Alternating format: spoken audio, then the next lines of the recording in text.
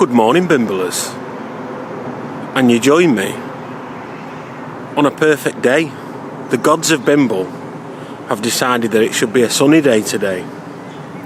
But the Lord giveth and the Lord taketh away. Because the gods of Bimble have decided it should also be rail strikes today. So we can't go anywhere exotic like Blackpool or Rhyl. We've got to stay local. So we're going to have a look at Culcheth, because I've never rode my bike there before. So let's stop messing about and let's bimble.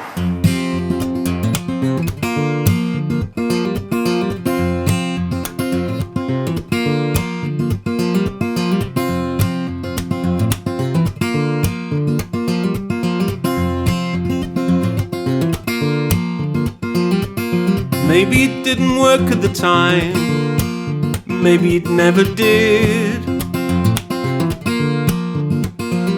A mistake that made the distance, or a trying way to live. Maybe it's the time that you grabbed at my arms and electricity flowed from my shoulders to palms in a white hot glow, leaving white cold scars left bare and unshowed just to prove they were ours. Maybe it worked, maybe it never did, maybe it never was quite like how it is.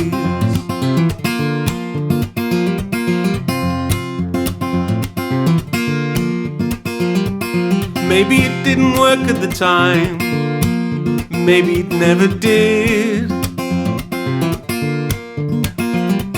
A novelty improvement left lonely as it gives. Or maybe it's the time that you closed both your eyes and you pouted your lips as you waited for mine in the soft red glow of your soft cold arms. Serotonin burnt holes through my veins to my heart. Maybe it worked, maybe it never did. You may have noticed from some of my videos, I like a church. I'm not religious, I'm an atheist. But if you want to find out the history of somewhere, you've got to go and visit the church. There's another side to church building that I find fascinating, and that's the men that built the churches. You know that my favourite is Edward Graham Paley. But I just find it fascinating that you can go to a church out in the sticks and find that it was built by someone that changed the world. And Christchurch here in Croft is one of those churches. It was built in 1833, and it's something called a commissioner's church, or a Waterloo church, or a million church. That means that it was government funded. The government paid £1,457 towards the building of this church, and the people in the local area paid £1,200. So in today's money, this church would have cost around £250,000. The government funded these churches for two reasons. One was the amount of industry that was building up in the Victorian times. And lots of people were moving to new towns and new places where the industry was growing. And they needed churches for everyone. Everyone went to church back then. The other reason was we'd just beat Napoleon at the Battle of Waterloo. And everyone was feeling, very British. There was a lot of national pride. And they wanted to build some churches to show that national pride. But what influential Victorian built Christchurch here in Croft? Well, it was an Edward Bloor. He was born in Derby in 1787. And when he grew up, he became the surveyor of the fabric of Westminster Abbey. That means that he was in charge of the upkeep of Westminster Abbey. However, his main claim to fame is that he did a lot of work on Buckingham Palace. Where Charlie Boy lives these days.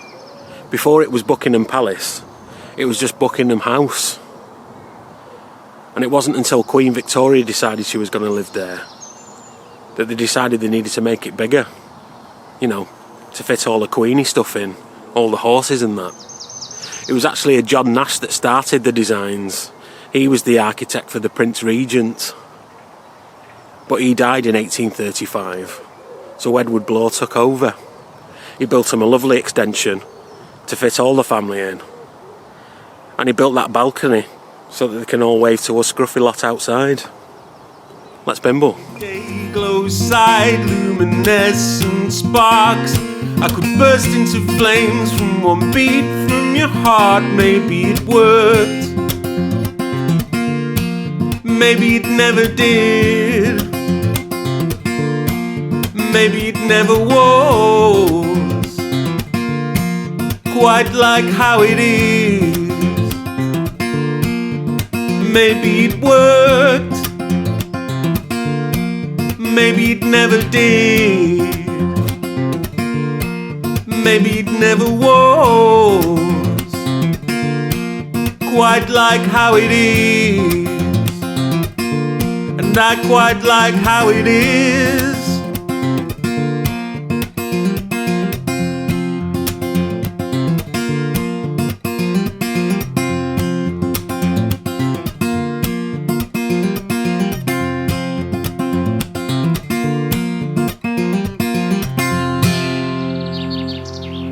And so we reached Culcheth Linear Park. Linear Park is posh speak for a park that either used to be a railway or a canal, and in this case it used to be a railway. It opened in 1884 and it was opened by the Wigan Junction Railway Company. You've heard me speak before about the railway that George Stephenson built in between Liverpool and Manchester, the one that went through Newtney Willows and Earlstown. Well, these days we call that the Northern Route, and the reason why we call it the Northern Route is because they built a Southern Route, another railway going between Liverpool and Manchester. Only that railway goes through Earlham and Warrington and Widnes, or Farnworth Station as it should be called. In between the Northern and Southern routes is Culcheth, so it made it the ideal location to link the two lines. The line linked directly onto the Southern route, but not so for the Northern route. It actually went over the Northern route over a bridge, and it looped all the way around Leigh before joining onto the Northern route. The line featured 9 stations, as I'm aware, and according to my big book of Bimbles, that would be Wigan Central, Lower Ince, Hindley South, Bickershaw, Wesley and Bedford, Loughton St Mary's, Culcheth where we are now, Newchurch Holt, more on that in a minute, and Glazebrook. Passenger services ran all the way up until 1952, and they used to have regular services going to St Helens on the line. During World War II, the line actually linked the Royal Navy Airfield HMS Ariel in Culcheth with the Royal Ordnance Factory down in Risley, that's just south of Culcheth. But eventually, thanks to the patron saint of cycle tracks and linear parks, Dr. Beeching, the line was closed. Richard Beeching wrote a report for the government called The Reshaping of British Railways. And in that report it said that 1/3 of all stations would have to be closed if the railways were going to become profitable. I mean, they privatised them in the 1990s anyway. And today they're on strike. Perhaps if these private rail companies checked your ticket and made you buy a ticket, they wouldn't have to rely on government subsidies to pay their staff. Just a thought. Culcheth Linear Park featured on the news quite heavily this year, from February onwards. On the 11th of February 2023, 16-year-old Brianna Jai was stabbed to death here on Culcheth Linear Park.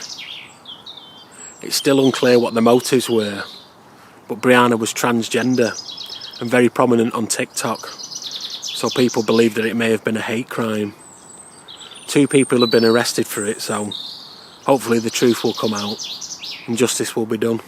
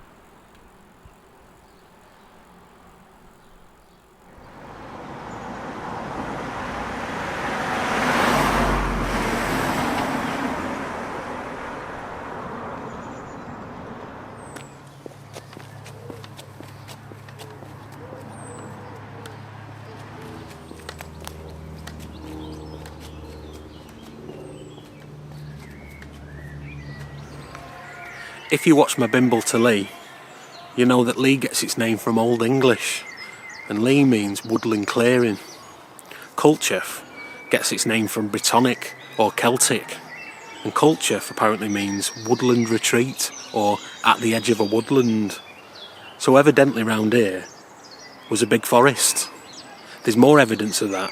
To the south of Culcheth, you have a place called Birchwood, and that's made up of 3 different boroughs: Oakwood, Locking Stumps, as in the stumps of trees, and Gorse Covert, so all very foresty.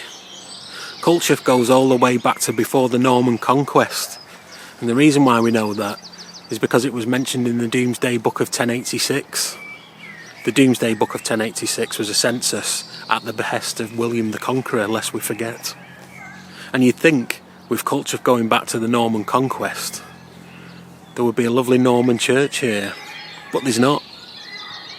That was because at the time, they expected people to walk all the way back to St Oswald's, where we started today's Bimble. They didn't get a church here in Culcheth until 1528. And when they got that church, they thought, what shall we call it? And they called it New Church. In 1743, they got another new church.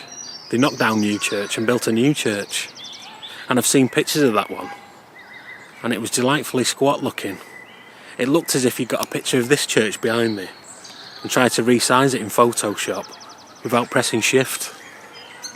Unfortunately, in 1903, one Sunday morning, that church burnt down. So they needed to replace the new church with a new church. And in 1904, that's what they did. And they built this church behind me. And they thought, what can we call this church?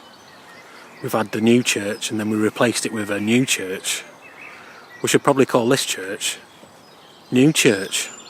And that's what it's called, New Church, along with the surrounding area. Culcheth actually has another church, which is a little bit newer than New Church. That would be the Methodist Church. It's all triangular shaped and has colourful windows. Anyway, that's enough about churches for one day. Let's Bimble.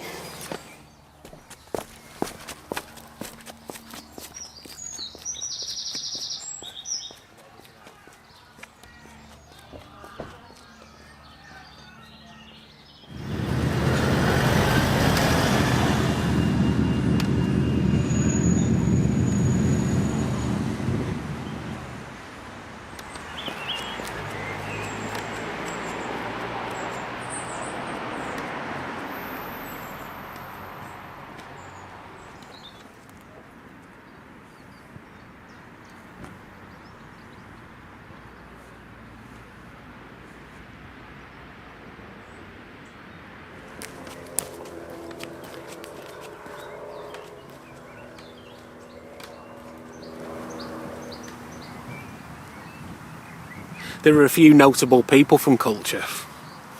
Labour MP Andy Berman, he's the MP for leigh. He grew up round here. I can't decide whether he looks like Troy Tempest or Scott Tracy. You can tell me down in the comments.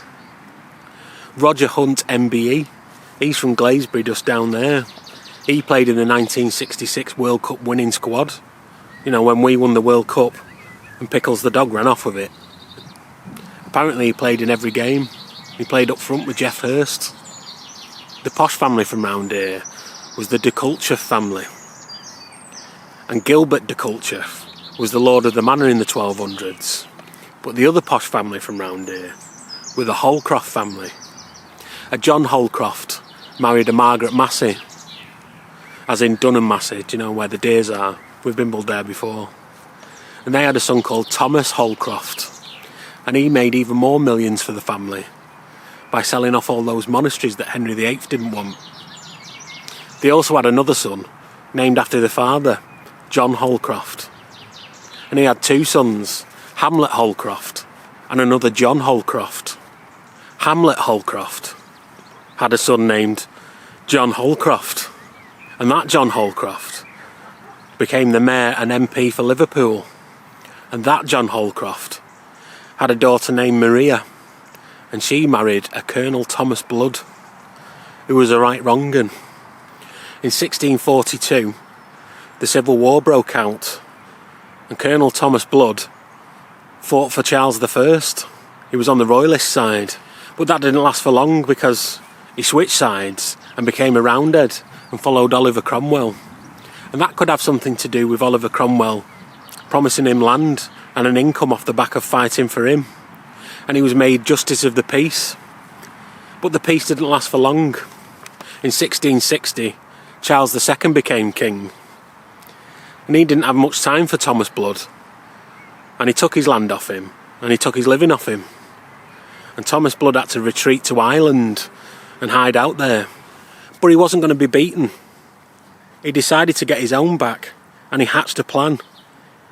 And the plan that he hatched was to steal the crown jewels.